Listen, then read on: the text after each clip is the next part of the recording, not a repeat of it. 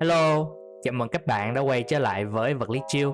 Đây sẽ là tập chính của series phỏng vấn các cựu thí sinh tham dự Olympic Vật lý Quốc tế hay IPhO. Ở 3 tập trước, chúng ta đã phỏng vấn các vị huấn luyện viên của tuyển IPhO Mỹ và được lắng nghe những câu chuyện cực kỳ thú vị từ họ. Còn trong tập lần này, các bạn sẽ được gặp một người được xem là boss của các vị huấn luyện viên, cựu giám đốc học vấn và trưởng đoàn của đội tuyển Mỹ, giáo sư Jiajia Dong. Nói về profile của giáo sư, cô tốt nghiệp 2 bằng cử nhân ngành vật lý và tiếng Anh từ trường đại học Giao thông Thượng Hải hay Shanghai Jiao Tong University ở Trung Quốc từ năm 1999 đến năm 2003. Sau đó, cô sang Mỹ để theo học chương trình thạc sĩ và tiến sĩ vật lý tại Đại học Virginia Tech từ năm 2003 đến năm 2008. Giáo sư bắt đầu làm huấn luyện viên cho tuyển Mỹ từ năm 2009 đến năm 2018 và đảm nhiệm vai trò giám đốc học vấn từ năm 2018 đến năm 2021. Sau khi rời đội tuyển, cô công tác tại Đại học Bucknell và tham gia giảng dạy đến tận bây giờ. Có một sự kiện rất đặc biệt mà các bạn cần nên biết.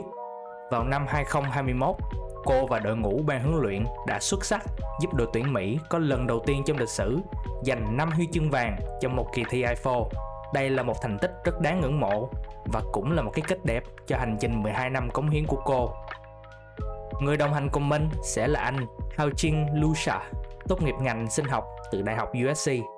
Và bây giờ, chúng ta hãy cùng nhau vào buổi phỏng vấn thôi nào. Hi, good morning. Hi, good morning, Professor. How are you doing? Hello, good morning. I'm doing good. How are you? Oh yeah, we're doing great. morning. We're doing great. Where are you located, Dewey and Hao Qing? Located. Where am I from? I'm originally Chinese, but I was born and raised in Spain, actually. Interesting. Which part of Spain? Yeah. Canary Islands. I see. Okay, that's a very rare experience. And where are you now? It's pretty interesting. Right now I'm in Los Angeles, but I recently moved to Pomona for graduate school. So yes, a professor, like, do you prefer us to call you a professor or Cha or JJ or any name that you comfortable with? Yeah, well, usually my students call me Professor JJ. So Okay, we can call if Professor that's J. okay with you guys, you can call me that. Professor JJ. Yes. Yeah, definitely. So let's just do a quick introduction. Yes, my name is Nguyen, and I represent the Vietnamese physics community, which is like my job, and my role is to reach out to IPhO contestants and coaches around the world in order to hear some cool and interesting story that's gonna be a sort of like inspiration for our students to pursue advanced academic career. So my name is Hao Qing. I am a student and Dewey's friend, and I think this is a great opportunity, and I really like what he's doing and how he's sort of influencing the world. So I thought, why not? It sounds super interesting, and I thought it would be really fun to join and be like the co-host. Mm-hmm. So Professor J, can you tell our audience like what about yourself? Like, say your brief background, any favorite food, TV show, any hobbies that you have? Sure. Thank you guys for inviting me. And my name is Jiajia Dong. I am originally from Shanghai, China. So I finished my college in Shanghai, and then I came to the US for graduate school in physics at Virginia Tech. That is in a small town in Southwest Virginia. And after that, I got a position in St. Paul, Minnesota. I worked there for 4 years, and I moved to my current position, which is Bucknell University in Lewisburg, Pennsylvania, another small town in central Pennsylvania. I have been with the U.S. physics team program for since 2009, and that is the program that selects and trains the students to compete in the U.S. for physics competitions, as well as to select the top 5 to represent the U.S. to compete. And I know, Dewey asked me what my favorite food is. Actually, I have quite a few very good Vietnamese friends, and they are actually really good cooks. So I got the nice exposure to a wide range of Vietnamese food. And my favorite is bánh xèo. I'm not sure if I'm saying it Wow. correctly. It's the the pancake that with the yellow, yeah. And I visited Vietnam actually in 2016, only in Ho Chi Minh City for about a week. So get to eat on the street and just kind of grilled snails and those honey glazed chicken wings. All of those are really nice. And yeah, so that's a little bit about me. So I suppose we will talk a little more specific things related to the physics program in a sec. So feel free to let me know if you have specific questions. Okay, so I didn't grow up in China, but like I go back a lot and I hear about it a lot from my parents. And I hear everyone talking about the Gaokao, the intense high school examinations. So I was just curious, what was your experience with the Gaokao, and how does that differ from like something like the system in the US, for example, or like other academic systems? Right. Yeah, just for the people out there that aren't really Right. familiar. I think the policies have changed quite a bit since I graduated from college. But when I was applying for colleges, so preparing for this college entrance exam, you have to fill out a form first, and that form indicates which university and which major you want to do. So you have to decide what you want to major in before you even enter the university. And it's very rare and hard for people to switch. And also, when you pick the universities, you have to strategize a little bit. Because if you score well in the Gaokao, then great, you get to wherever you want to do. But if you didn't, and if you miss your top choice, then you may go down the list a lot, because it's a matching process. Not only are you picking the colleges are also looking at, okay, well, who are the students who pick us in their first choice? So you have to rank various priorities and things. So that's sort of the brief summary of that process.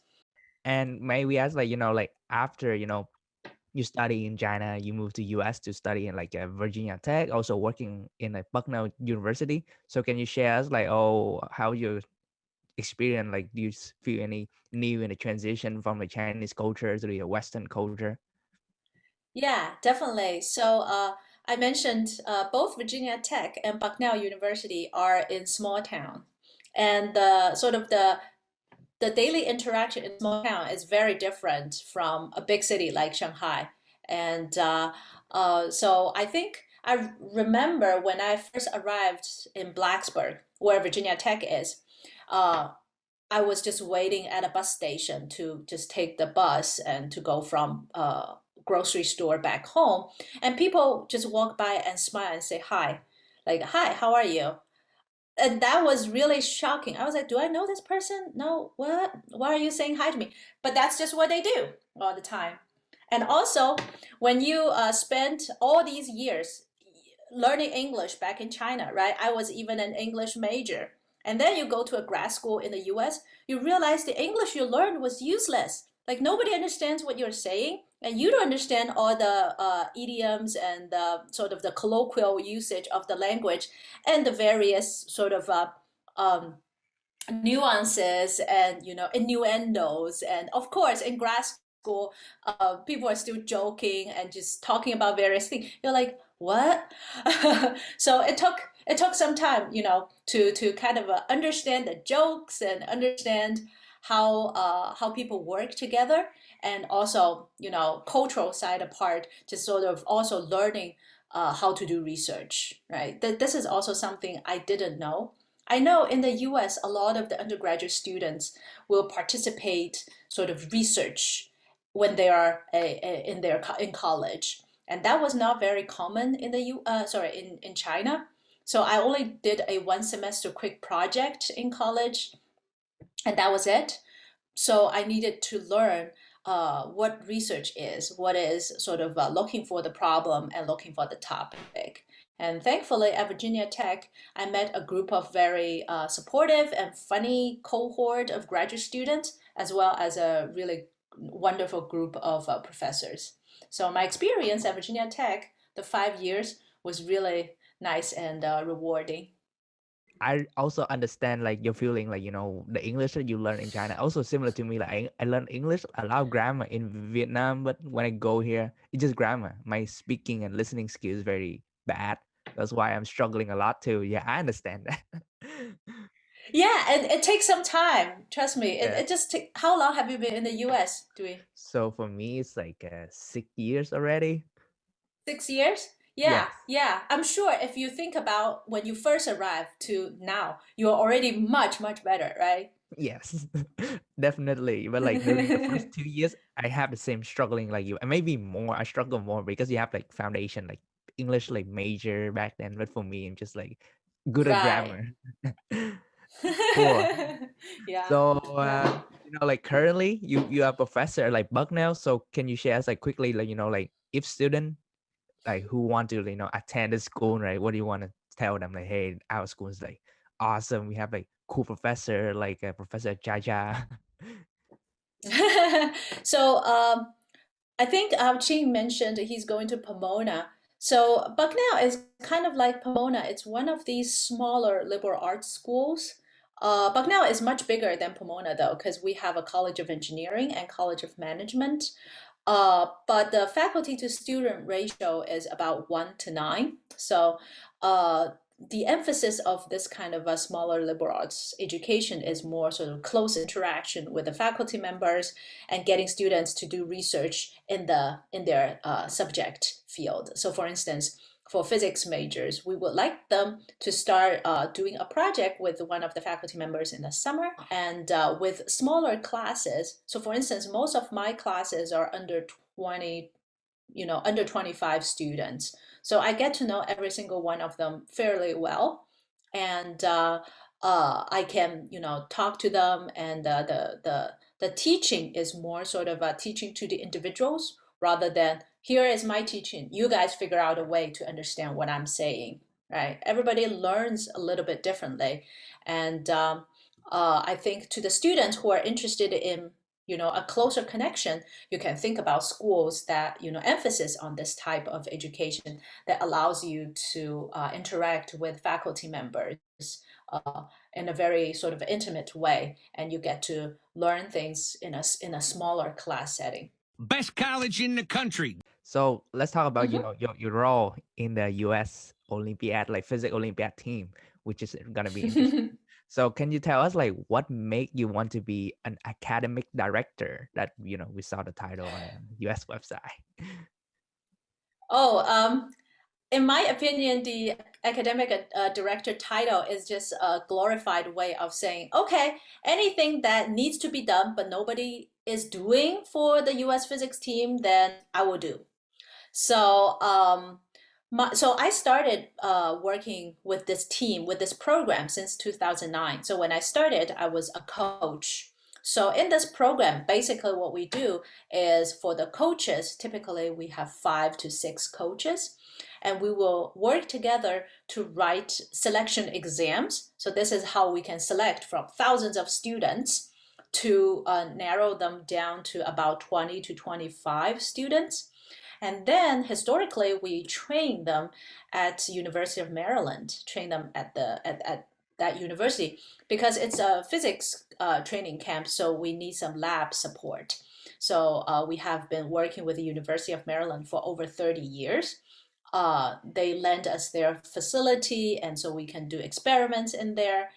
And at the end of the training, so during training camp, my job as a coach and as an academic director is also to figure out what the training material is, what the selection exam material is, and also just prepare the students and help them build a physics learning community.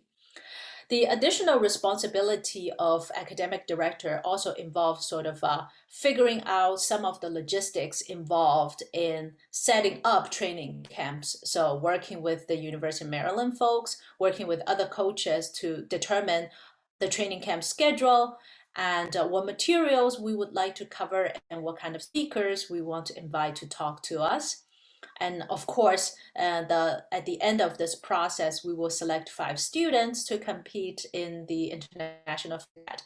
And as the academic director, I will take the team to wherever the host country is. And typically, we also take the team 1 week before the IPhO, the actual physics Olympiad competition, and train with a different team. So in the past, we've trained with the Thai team, we've trained with the Latvia team, and we also have trained with the British team. These are the teams that I have worked with during my time as the academic director, because due to some limitation of our experimental setup and the space for doing experiments, our students tend not to get a lot of practice, which is why the 1 week before IPhO training with other countries was really useful, because a lot of these other countries have really good facility. Very nice. So I think, so as an academic director, I also need to sort of moderate on behalf of the team. Moderation means the delegation. So Team USA, we will provide a set of grades for our students, and the organizers will provide a set of grades. And if our grade is higher than what the organizers gave, then we can go back and check and see, okay, is this reasonable, or is there some room that the organizer may have made a mistake or may not quite understand what the student was doing? So this is the part of moderation. So basically at IPhO, they will tell us what the scores are for everybody, and then you can go back and sort of negotiate and see if we both agree on the final grade. Yeah, so that's basically what I do. That's awesome. That's awesome. And it sounds like kind of an intense process. So we're curious to ask, like, is there any specific preparation steps that you all did for before the actual competition? And do you know whether you did things differently to like other rival teams? Like, did you plan a strategy, or how does that work? So typically IPhO will take place sort of mid to late July. In other words, between June and July, we have these students. So the students are selected. They know in about a month and a half, they will need to compete at this international level. And then we will provide them with various worksheets. So those worksheets are written by me and other former coaches and former academic directors. We were just trying to give students not just a physics textbook, but some interesting advanced physics concepts, but boil it down into a self-guided sort of a worksheet that students can work through. And then we provide solutions and provide opportunities for them to talk to us and ask questions. So in the span of 5 to 6 weeks, the students will go through these different worksheets, and they will also work on past IPhO problems. And one of the things is also, it's kind of like preparing for a sports Olympics. You need to get into the physical and mental shape to do these, right? So for IPhO, you have to sit the exam for 5 hours. So we definitely ask the students, you must force yourself to carve out this 5 hour once a week and sit through a past IPhO or a set of very hard physics problem, just to get the sense of what it feels like to do something for 5 hours and nonstop. Because so this way you adjust your sort of biological functions, and you know what to expect in the actual exam. So obviously originally you are from China, but you are the academic director for the US team.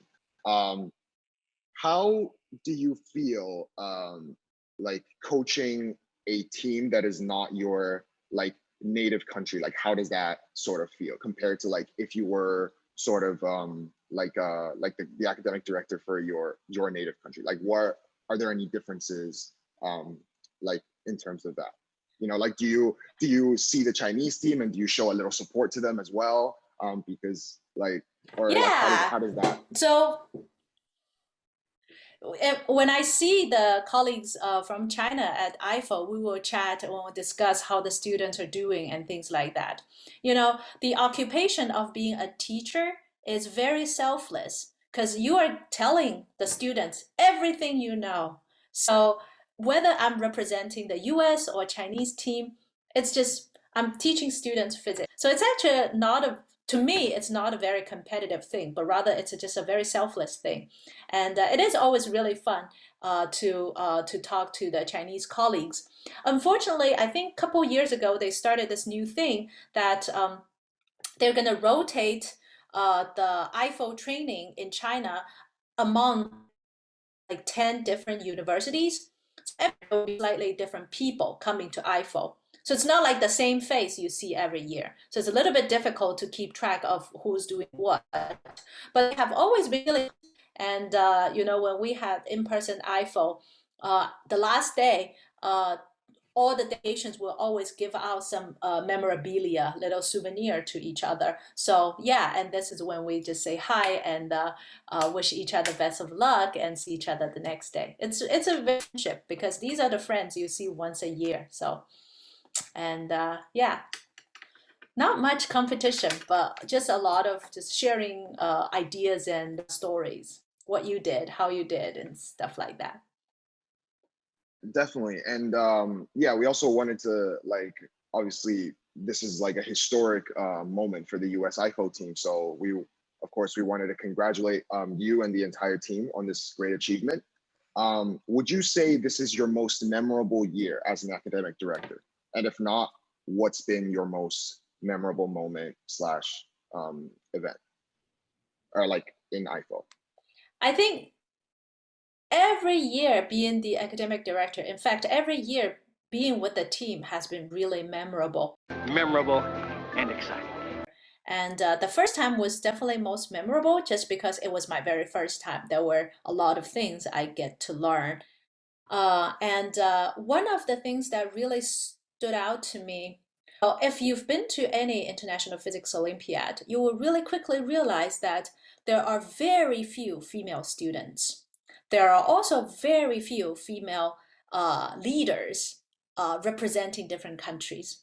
So it is a very heavy male-dominating event.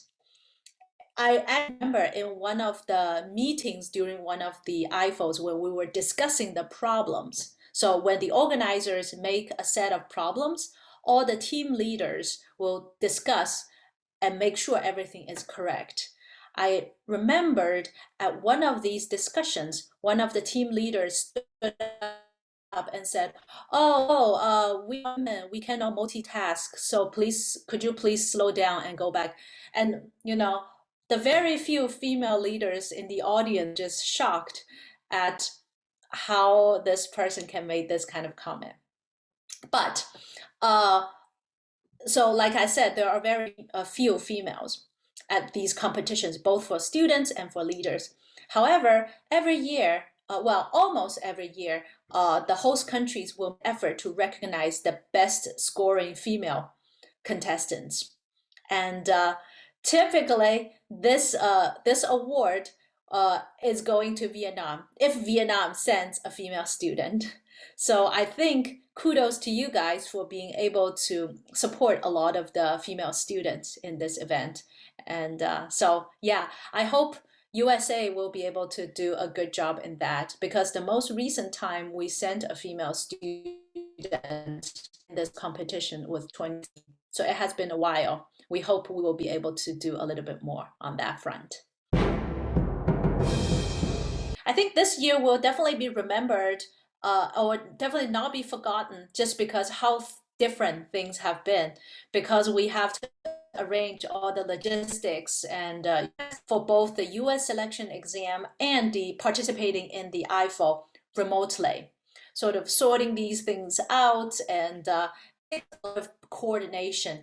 And we have a really wonderful support staff at the American Association of Physics Teachers.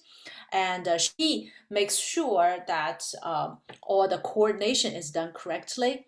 And this year, because we're offering the exam online, the selection exam in the US online, we teamed up with Art of Problem Solving, which is a online education company, and that does a lot of math and physics thing. So we worked with them, and they offered us a testing platform, which made all of the logistics much easier. So in that sense, it will be really memorable because a lot more work went into it. And it will also be sort of remembered because this team is the team I know the least, because I have never met them in person. We have never interacted in a classroom or in a lab and talked about physics in depth. So that's sort of what I really miss a lot. But that's all due to COVID. So very unfortunate. Yeah, but all the previous IPhO that I have participated in and in all the previous years of working with the US physics team, this always going to be a sort of a set of unique memory for me. Oh wow, it's very surprising to hear like it's gonna be your last year, and also the team got like 5 goals as well. What a good way to end your What a like way to journey. go out. What a way. Exactly. Congratulations. Exactly. You know, I leave at the high note. Just like, okay, it's time. Yeah. Well, the truth is I have a young baby. So I gave birth 6 months ago. So this past year was very challenging to balance play and once you have a baby, just the schedule is a little bit little bit busy, and I have a full-time job, right? And my own job is very busy. I just don't think moving forward I will be able to fulfill my responsibility, which is a lot. So I think someone else should carry on the baton, so to speak. But yeah, I enjoy this program very much. And the next academic director, all the best, and I will continue to be their resource if they want. I also heard like from previously you mentioned like this is your last year, and also you feel like I could do more. So can you tell us like what you want to do more? Let's say promote for STEM and physics and math in general to more female contestant, or helping like trying to close the gap between like demographic and like cultural, like because most of the time like only like Asian student like join this competition. So yeah, like if you have a chance to travel back time, right? So what you gonna do to help like solve those problems? I think there are a few things here. One, creating some of the self-guided learning materials or provide some materials to high school teachers so that they can train the students, or they can, because as far as I know, not even every high school offers physics, right? So there may be science teachers, but not necessarily dedicated physics teachers. So being able to provide them with some training material will be useful so that they can teach the students who might be interested. So this is one way to sort of make the resource more accessible. And the second thing we need to do is a little bit harder, maybe a lot harder, which is change the culture a little bit in the group of students who are studying for these competitions. So these students, many of them by nature are very competitive, and they may not be very willing to do collaborations. They may not be very willing to sort of share their thoughts and exchange ideas. So if we can change the culture a little bit and make the culture a little bit more inclusive, then I think we will be able to see more different faces represented in the team, whether this means female students or students from different cultural, ethnic background, or students from more public schools. These are all possible changes. But like I said, this is something pretty hard to do, and it is not something that a physics program alone can accomplish. So we will need to spread the word out that there is this program and there is a lot of useful resource for teachers and students to use if they want to do it. And then we'll see. Yes, Wow, you said like you want to spread the good message. So question. via this like platform, this is like video, because later on we can premiere it on YouTube. So what message you want to tell to like people who do education in US or maybe the world in general in order to promote like those problems of resolving those problems? Yeah, I want to tell the students who think they are not the competitive type to try out these physics solving communities, and they will realize there are a lot of interesting problems to solve, and there is a nice community out here, and don't give up if they didn't do very well in the first time, because most students don't do very well. It is a very challenging thing. However, this is something that can be learned. If you're interested in solving physics problems, you can be better at it. And there are ways to train yourself to be better at it. So I just want to spread the word to every high school student to sort of encourage them to consider taking physics, learn physics because it's cool, and it's also a wonderful mind gymnastics to perform if you're ever bored. Wow, that's a very lovely and wonderful message. Thank you, Professor J. It's very inspiring. I hope like our student Thank hearing you. this, they feel like fired up. I Yeah, hope so. more. Yeah. And it's just like a question for our audience, which mostly Vietnamese currently. Like, we're curious, like, have you ever have a chance, to meet a Vietnamese team or interact with a team? If not, that's totally fine. If not, like, can you tell us, like, what do you feel about like the team overall, like performance over the years? I actually have not interacted directly with the Vietnamese team, except for the female contestant in 2019 when she scored the Best Female Contestant Award. And I just went to talk to her and congratulated her. Because when all the other students were partying, she was really bored and she was just sitting outside. So I was like, oh, congrats, you did really well. And I introduced myself, and so that was my limited interaction with the Vietnamese team. And but my impression is the team has always been very strong, and you have very stable leadership because it's the same couple of professors leading the team. So I think it's a really organized group. And like you said, you have dedicated teacher, dedicated training facility for this program. So yeah, and you guys have been really successful in sending good teams. So very well done. Wow, it's very heartwarming to see like you reach out to student, the female contestant from Vietnam. That's very lovely. Wow, thank you, Professor. I hope like because I know her, Yeah, but I try to reach out to her, but she hasn't replied me yet. But I hope like one day we edit this video, she can see this video and like, wow. I hope she remembers me because there are so few female at those events, right? Very few female students and very few female leaders or delegates. So it's just really nice, and she did so well, and I want to let her know. Thank you so much. And lastly, Professor, like if you have a chance, to say something to your coaches, friends who have been with you for so long, also your husband as well. What do you want to tell them? What do you want to say or tell to them? Like your last message or something to say thank you or any wonderful thing. Well, I hope I will still get to see all of my coaching colleagues in the future, even if I'm no longer with the team. And I really want to say thank you to all of them, because this is a really big team effort, and it takes a lot of selfless time dedicating to this program, and also takes a lot of expertise in drafting challenging problems to our students, coming up with interesting physics topics to discuss. So I think I have the privilege of working with the best coaching team in the whole world. So I really enjoy my time spending with them. I learned a lot from every single one of them, right? So that's what's making this job really fun. I learned a lot of things too. So yeah, I just want to say very many thanks to them, and hope, like me, they will continue to be involved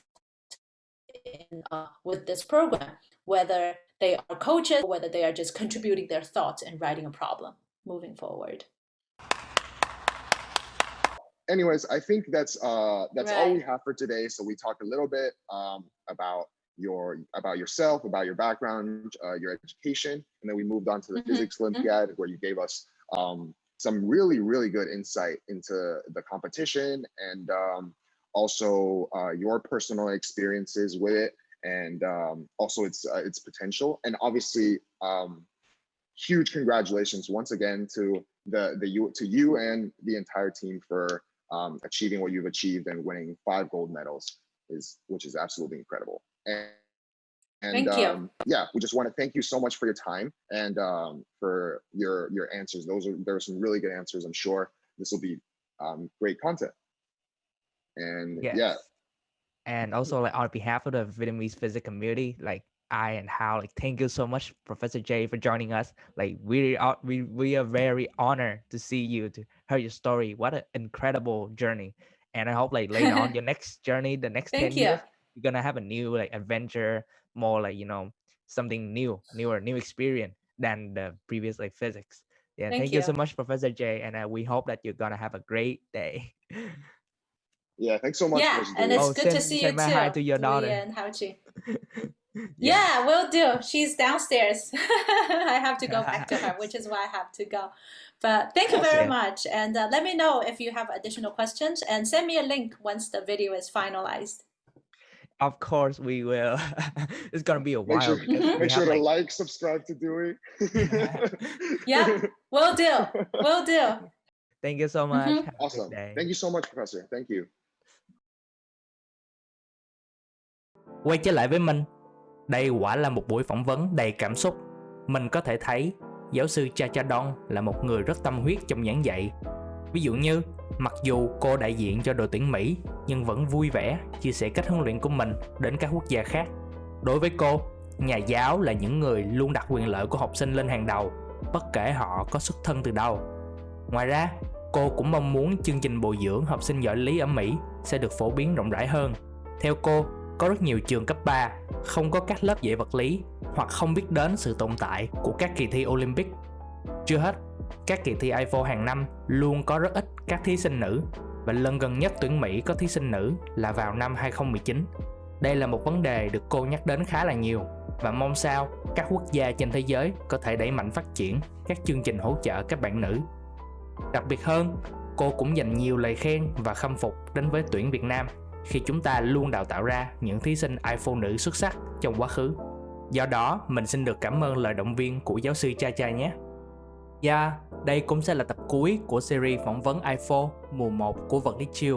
Cảm ơn các bạn đã cùng đồng hành với kênh xuyên suốt 9 tập phỏng vấn vừa qua. Mình mong rằng mọi người học được nhiều điều bổ ích, cũng như hiểu được tư duy của các học sinh Mỹ. Ở trong tương lai, mình sẽ khởi động series phỏng vấn các thí sinh tham dự Olympic toán quốc tế hay IMO. Các bạn sẽ được gặp nhiều quái kiệt và kỷ lục gia khác. Vì vậy, mọi người hãy nhớ đón xem nhé. Ok, xin chào tạm biệt và hẹn gặp lại. Bye!